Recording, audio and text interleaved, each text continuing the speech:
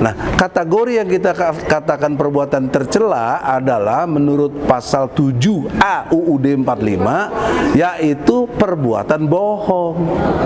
Dan bohong atau berita bohong dianggap oleh undang-undang negara kita, Undang-Undang Nomor 1 tahun 1946, itu merupakan tindak pidana dalam pasal 14 dan pasal 15. Dan itu sudah kena kepada saya, pernah juga masuk penjara gara-gara itu, katanya membawa berita bohong tentang people power ya.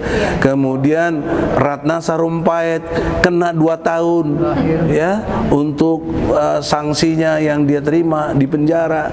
Dan yang terakhir Habib Rizik Syihab yang dimuliakan Allah dihukum 4 tahun.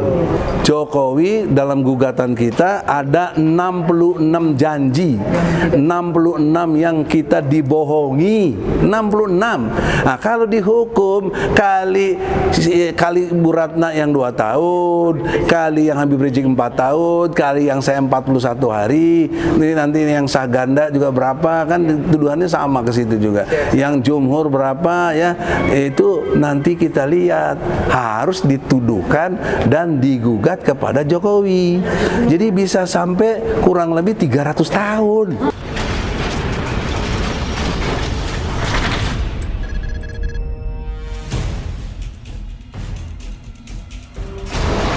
Ini dengan nama baik, nama yang mulia Allah Subhanahu wa taala. Bahwa hari ini tanggal 5 Juli 2021, sesuai dengan ini jawaban resmi mengatasnamakan Jokowi dari Kejaksaan Agung, yang intinya justru menuduh kita tidak ada itikat untuk bermediasi. Nah, coba dibaca Pak Jalil ininya supaya kita nggak bohong. Ini aja nih nomor 4. Nomor 4 ya. Saya ulangi ya, mohon perhatiannya. Ini yang berkeberatan Ketua Tim Pembela Ulama dan Aktivis Profesor Dr. Egy Sujana terhadap poin 4. Saya bacakan sebagaimana nanti. Penggugat tidak memiliki kehendak untuk melakukan mediasi.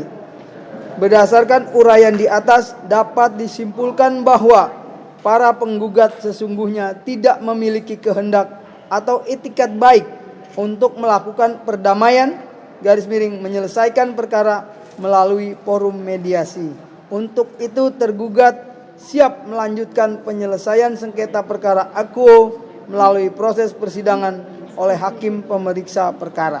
Hormat kami, tim Jaksa Pengacara Negara selaku kuasa hukum tergugat Bambang Prisantoso SHMH, Eri Jailani SH, Tri Budi Prasetyo SHMH, Nisa Juliana FESE SHMH MSI, dan Bu Silvia Takanawati SH. Ya, jadi dari statement ini amat sangat jelas memutarbalikan fakta. Padahal tahapan-tahapan mediasi ini sudah yang ketiga sekarang. Ketiga mediasi. Kalau logika kita berkehendak tidak mau mediasi, ya tidak mungkin ada 3 tahap sampai sekarang. Hal logika sederhana aja seperti ini dibantai gitu loh, nggak dianggap. Padahal logika fakta. Oleh karena itu, justru yang menantang di sini masuk ke sidang pokok perkara itu dari mereka. Kita tidak menantang, kita malah ngajak untuk perdamaian. Bagaimana berdamai dengan rakyat? Ya pemimpinnya kalau ngaku salah ya harus salah dong. Dan kemudian minta maaf, kemudian bertobat, tidak ngulangi lagi, dan mengganti dengan perbuatan yang baik. Itu yang kita tawarkan. Itu mediasi dalam Islam tuh. Kalau orang salah minta maaf harus dimaafkan. Apalagi bertobat minta ampun sama Allah. Allah Maha Pengampun. Nah, kalau begini yang menutup peluang untuk diampuni, menutup peluang untuk dimaafkan oleh rakyat adalah presiden sendiri. Itu itu garis bawahi ya, jangan diputar balik kita yang dianggap mengancam-ngancam lagi, karena banyak rakyat yang pendukungnya beliau nggak terima dengan gugatan ini, dianggap kita ini ngaku-ngaku mewakili rakyat yang mana katanya. Itu kan nggak masuk akal juga. Rakyat yang pasti ya nggak dukung Jokowi lah. Kalau dilihat dari Pilpres 68 juta yang tidak dukung Jokowi waktu itu. Ditambah lagi dengan kelakuan seperti ini, mungkin yang didukung Jokowi udah pindah lagi nggak mau dukung. Bisa juga terjadi begitu. Itu kok kayak ditanya belain rakyat yang mana? Itu.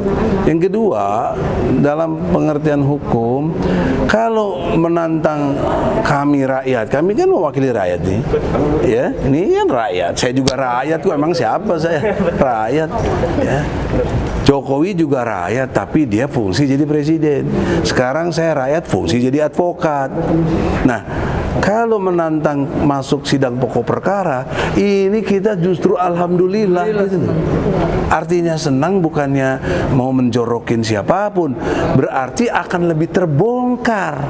Karena harus dipanggil saksi-saksi, baik saksi fakta maupun saksi ahli atau keterangan ahli gitu loh.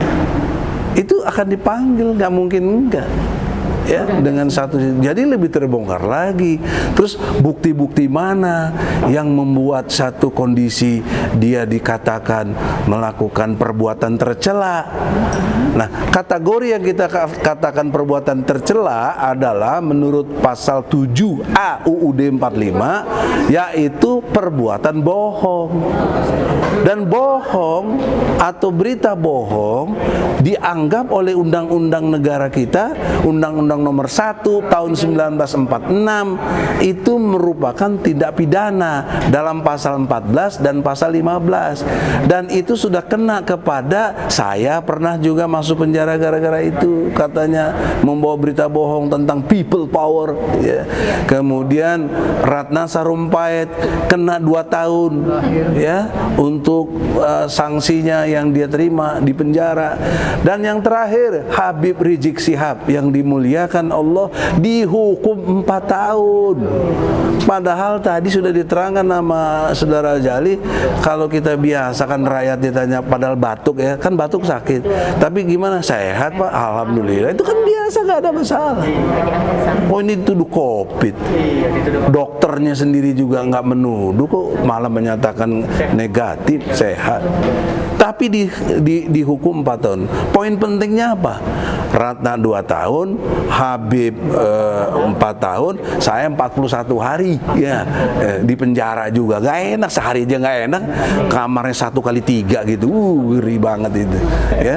Jadi oleh karena itu, di dalam kesempatan ini saya berpendapat Jokowi dalam gugatan kita ada 66 janji, 66 yang kita dibohongi, 66. Nah, kalau dihukum kali Bu Ratna yang 2 tahun, kali yang Habib Rizik 4 tahun, kali yang saya 41 hari, ini nanti yang sah ganda juga berapa, kan tuduhannya sama ke situ juga. Yang jumhur berapa ya, itu nanti kita lihat, harus dituduhkan dan digugat kepada Jokowi. Jadi bisa sampai kurang lebih 300 tahun. Bayangkan. Itu logika hukum loh. Nah, karena jadi jurisprudensi. Sudah jadi jurisprudensi. Umurnya aja. Nah, jadi saya juga udah ingatkan, umur kita kan nggak mungkin lah sampai 300 tahun ya. Nggak mungkin kewaris. Atau besok juga kita udah meninggal juga bisa. Mungkin ada yang 1000 tahun. Oleh karena itu Allah Maha Kuasa. Ingin 1000 tahun. Allah buktikan kekuasaannya, justru kita ini bukan kalah, justru ini kemenangan awal. Dari segi logika-logika pembuktian. Secara akal sehat. Secara akal sehat. Nah ini. Ya, jadi untuk itu saya sebelum terjadi saya ikut turut belasungkawa duluan nih. Ya, turut duka cita, kasihan ya Jokowi ya untuk perilaku tergugat yang tidak menghargai ini, gitu loh. Jadi dengan rasa hormat tetap sama beliau karena beliau tetap presiden kita, nggak boleh kita lecehkan, nggak boleh kita maki-maki. Kita hanya menyayangkan sikapnya yang tidak gentle, harusnya tergugat. Nah, tadi dinyatakan oleh hakim mediasi sidang pokok perkara tanggal 26 Juli. Nah, jadi saya berharap dengan hormat Bapak Presiden Insinyur Jokowi yang terhormat datanglah tanggal 26. Itu membuktikan Anda gentle, membuktikan Anda orang yang benar. Karena Anda dituduh begini-begini nggak mengakui, berarti kan Anda benar. Nah, untuk benar datang dong. Datang. Kalau nggak datang juga ya bagaimana logika kebenarannya? Ya. Jadi kita gitu saja, tidak ada gerakan-gerakan yang disebut hal-hal yang menentang atau apa. Kita berjalan aja sesuai waktu yang ditetapkan oleh persidangan tadi. Jadi saya taat hasil persidangan, nunggu lagi tanggal 26 Juli 2021. Saya kira demikian jelas ya, nggak ada terlalu banyak statement, udah cukup ya.